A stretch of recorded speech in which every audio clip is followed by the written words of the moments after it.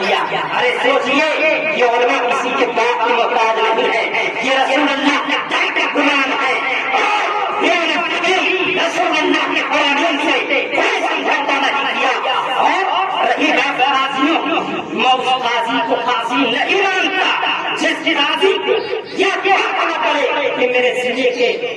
ضلع کے عوام کا کیا حال ہے, میری قوم کس راستے پر چل رہی ہے, میرے ضلع میں کون سی علاقے میں مدارس بند پڑے ہیں یا کھڑے ہیں یا گاؤں میں تعلیم نہیں جا رہی, اس قاضی کو میں قاضی مانتا ہی نہیں ہوں. کسی کو اتنا بھی اعتراض ہو چاہے وہ اختلاف کرے, لیکن یہ میں کہتا ہوں کہ ہمارے کارا نگر کی سرزمین پر ایک بہت جلیل قدر عالم تھے کہ جن کا نام حضرت علامہ ہاشم علیہ رضوان تھا, کہ جنہوں نے اپنے علم کا ذریعہ پورے علاقہ کو سیراب کیا, بغیر کسی رقم کے چلے آیا کرتے تھے, میلاد فاتحہ میں آیا کرتے تھے, لیکن ان کے جنازہ میں کسی قاضی کی یا توفیق نہیں ہوئی کہ وہ اپنا نماز جنازہ پڑھے.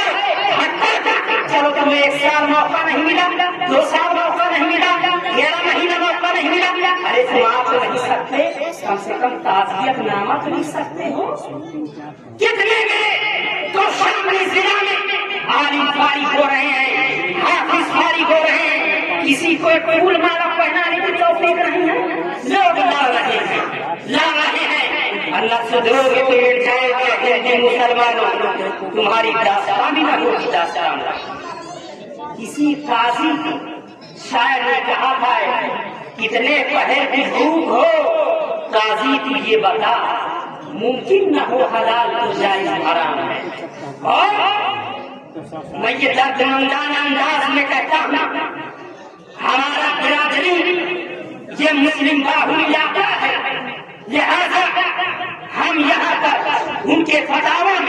ان کے مسائل پر تھوڑے عمل کر رہے ہیں, لیکن اس کے باوجود بھی عالم کا انتقال ہوا. ابھی ساتوں کی سرزمین میں مولانا عرفان اور دیگر حافظ ابھی گڑھی کی سرزمین پر انتقال ہوا. بہت عالم دیگر جاتے رہتے ہیں, ارے تم کچھ نہیں کر سکتے تو کم سے کم ایک دورہ تو کر لو سال میں, اور کچھ ان کو پیسہ نہیں ہے تیل کا, قوم سے لے لو, علاقہ کے فردوں سے لے لو. اگر کسی علاقے میں قاضی آئے گا تو اس علاقے میں جو غلطیت بڑھ نہیں سکتی, جو اس دنیا میں جو اس علاقے میں جو کوشان میں پورے ہندوستان کی سرزمین پر جو طریقہ باریت ہو رہی ہے, ان میں سب سے بڑا ہاتھ قاضیوں کا ہے کہ وہ لفظ کرتے ہیں کہ ہم کو یہ چاہیے, یہ عہدہ چاہیے, لیکن تمہاری کمی ہے کہ تم نے اپنے علاقوں کا دورہ نہیں کیا کہ میرے علاقے میں علماء کے درمیان میں عمل فساد چل کیا رہا ہے.